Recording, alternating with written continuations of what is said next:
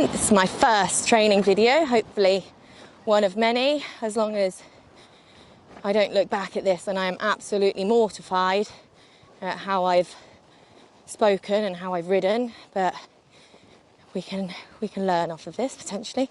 So just whilst I'm warming up, I'll just give you a little introduction. So I am Gemma, I am a level 3 BS jumping coach, and this is Libby, or Calibria Z, as she's known in the ring. She's 7. She is by Clinton out of a Cardento mare. So yeah, she's jumping fox hunters at the moment, and it's just stepping up to 130. So the plan with her next year is to jump her fox hunter second rounds and get out to some county shows with her, because she loves jumping in a big arena, loves a big occasion. At home, as you can see, she's quite lazy, so there's nobody here cheering her on, and that's awfully dull for her. Just in the warm-up, just going to talk you through it. As you can see, I'm not actually taking any real contact with her. All I want to do is make the primary emphasis on her coming forwards, coming around my legs through the turn, and I'm just feeling for where she is. Is she in front of me, which she's not very at the moment, apart from when we go past the camera, because it's terrifying. But yeah, I want to make sure that she's off my leg. I want to make sure that if I slow my rise and I give her a half halt, that she slows the trot. That's it, and then I can move her on. Not very happy about that one, are you? But yeah, it's just making sure that she's forward, she's light and she's responsive. I see all the time lots of people getting on and they want to ask their horse into an outline straight away, but I try not to teach or ride that, because I think until you've got all of these basics in place in your warm-up, you're going to be building on crumbly foundations. So yeah, in the warm-up, all I'm doing is I'm just getting us both ready to do some proper work. I might, if she's feeling blocked, even in the warm-up, I might start asking her for a few lateral strides, which I'll show you in a minute. Again, just to make sure that she's moving off both my inside and my outside leg, and she doesn't just think of my leg as a forward go button. Libby's flat work is possibly a little bit basic for where she is competition-wise. She came to us from quite a big yard, and she'd done an awful lot of work in drawing, so it's all been about trying to get her to lengthen and to stretch through her body rather than sit pretty.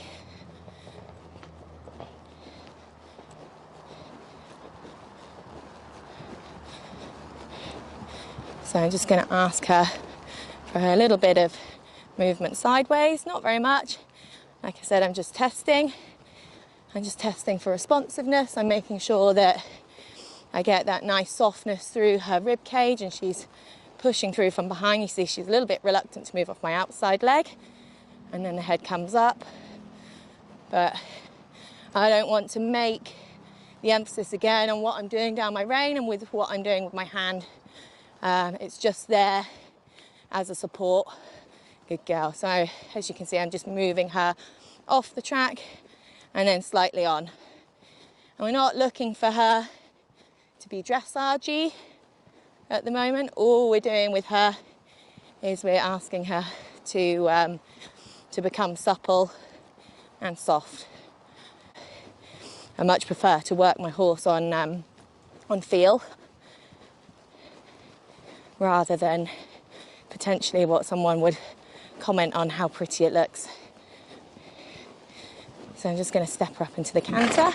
Again, in the canter, I'm just going to stay in a slightly light seat to start with. I'm just going to encourage her to relax in her stride and find her own balance. So there's nothing technical going on at the moment. So she's very aware of what's going on down at the muck heap.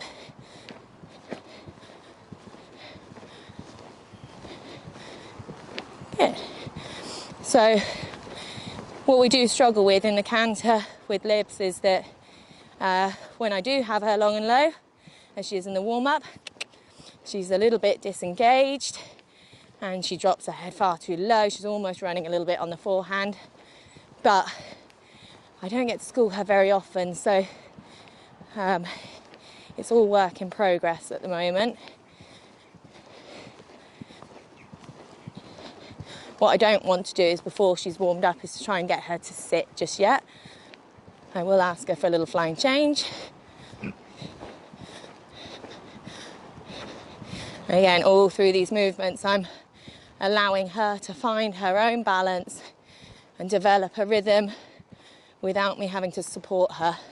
She gets a little bit solid down my right hand, so I've got to be aware with my right rein that I'm not using that as a mode of constantly on, whether it's steering or supporting her. So every now and again, I'll give it away.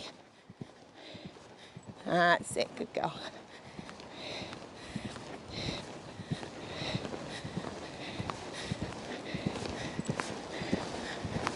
And we're going to just do another little flying change back the other way.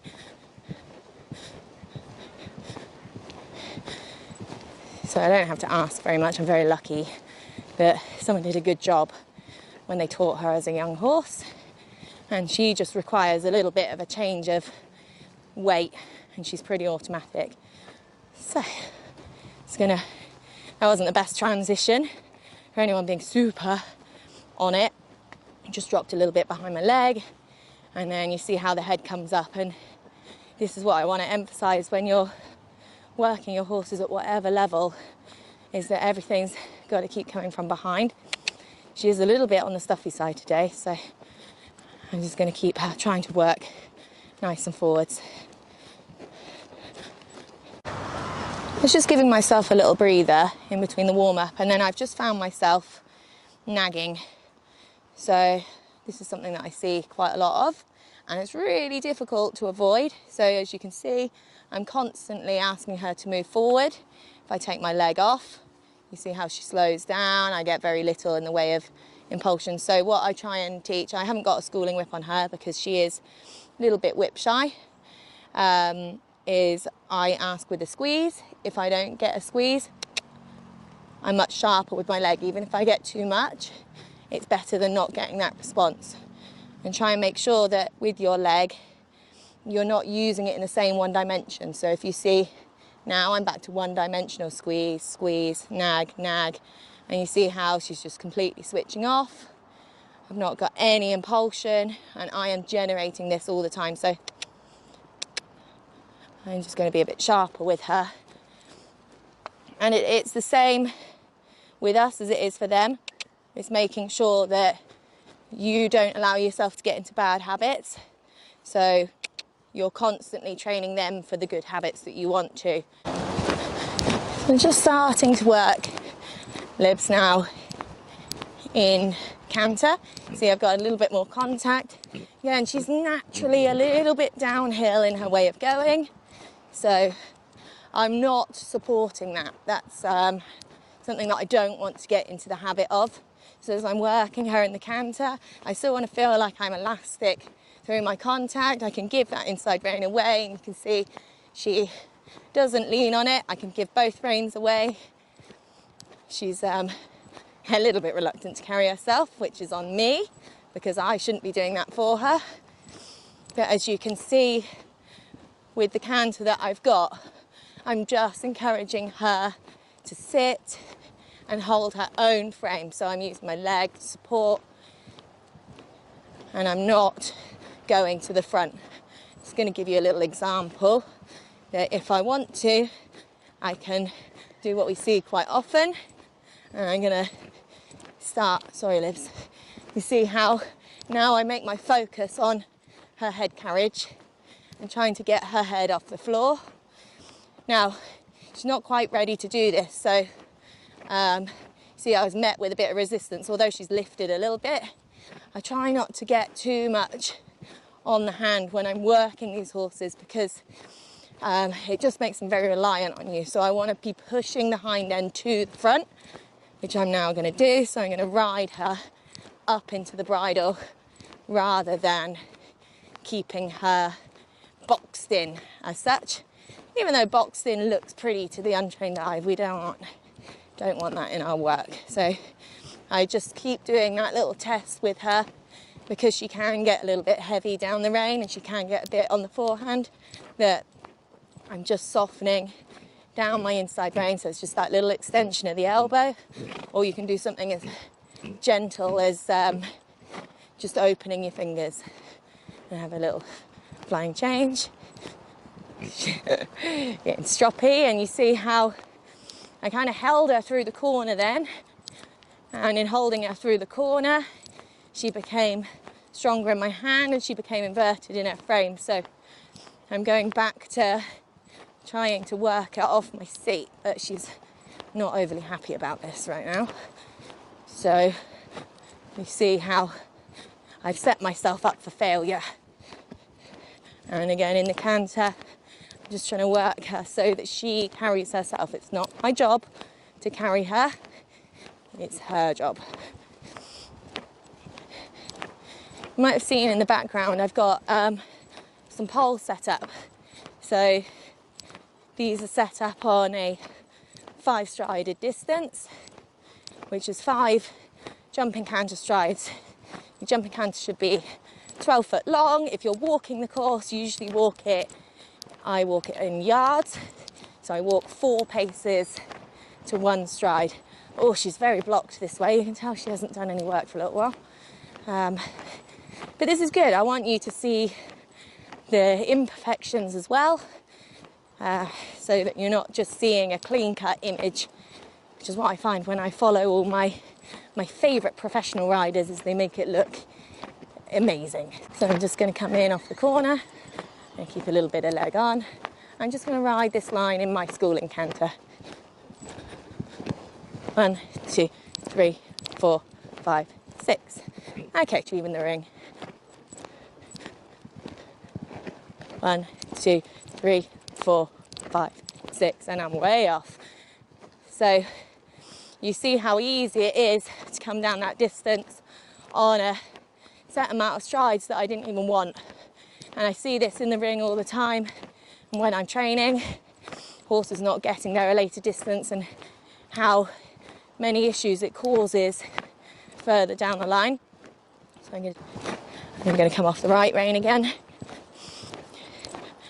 And in the right rein canter again, I'm still working her in my training canter.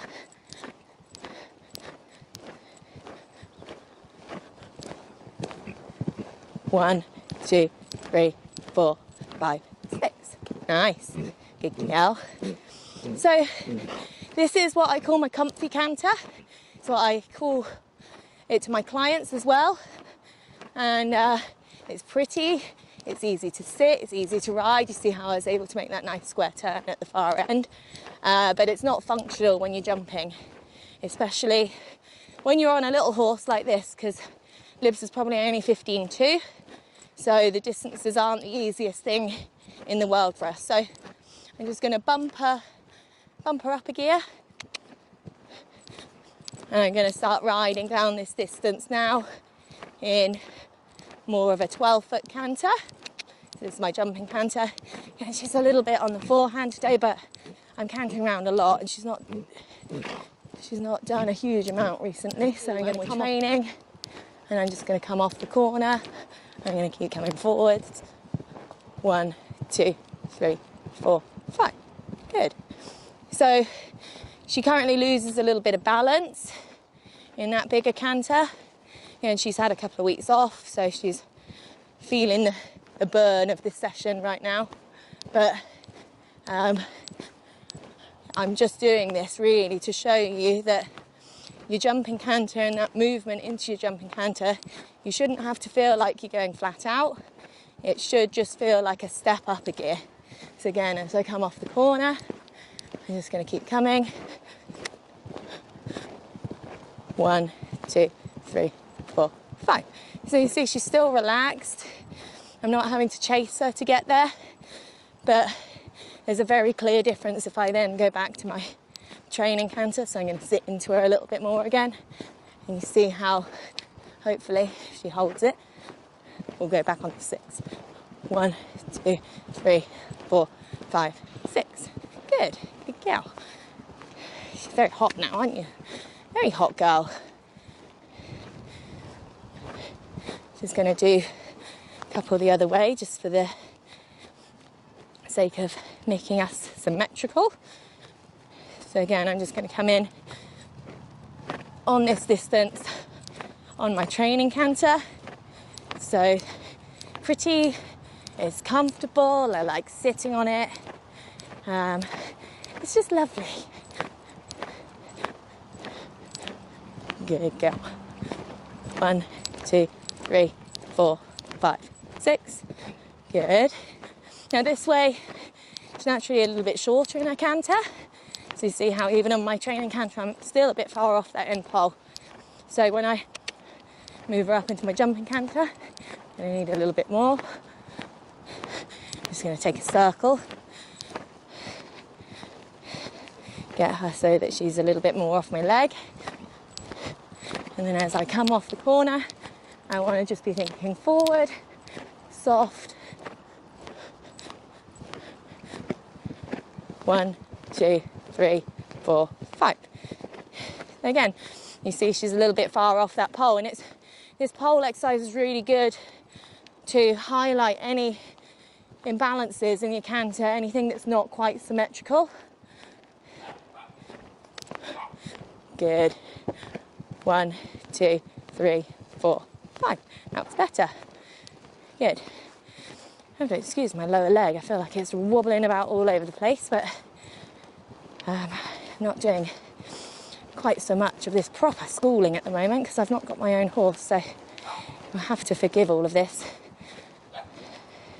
So I'm just going to now she's done my exercise, I'm just going to allow her to cool off. And same as what I did with she's just dropping behind my leg, little click click. I just want her to relax through her frame, just stretch out those muscles so she's thinking forwards again. And I'm just letting her heart rate come back to normal. Once the heart rate is back to normal, then we'll slow down and we will stop. Good girl. She is pooped. I am pooped. It's been very, very good. Why don't you pop it?